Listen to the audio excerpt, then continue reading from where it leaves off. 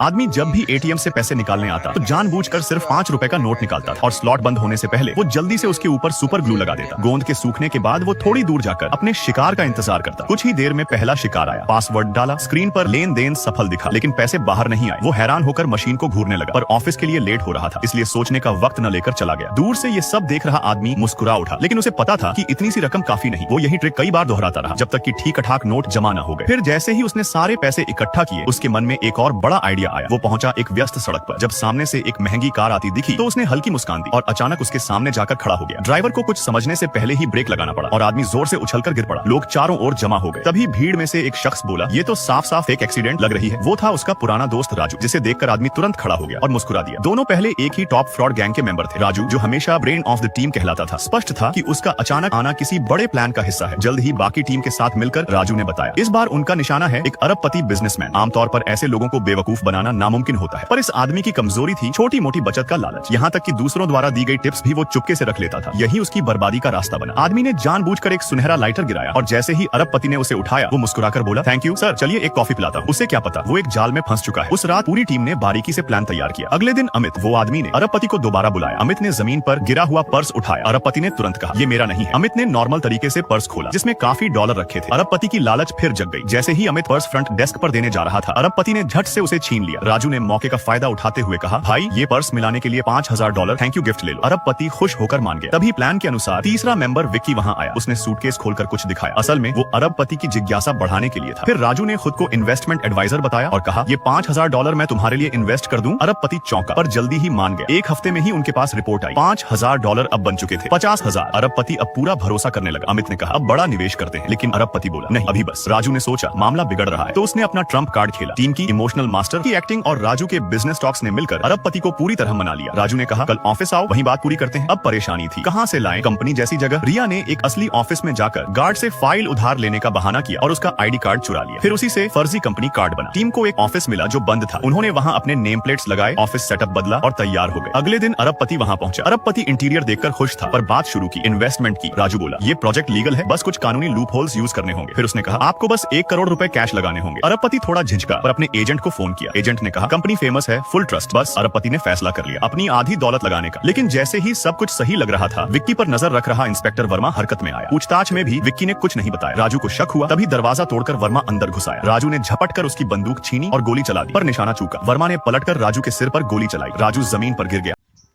Follow and like and subscribe. Video अच्छा लगा तो सब लोग कुछ करें।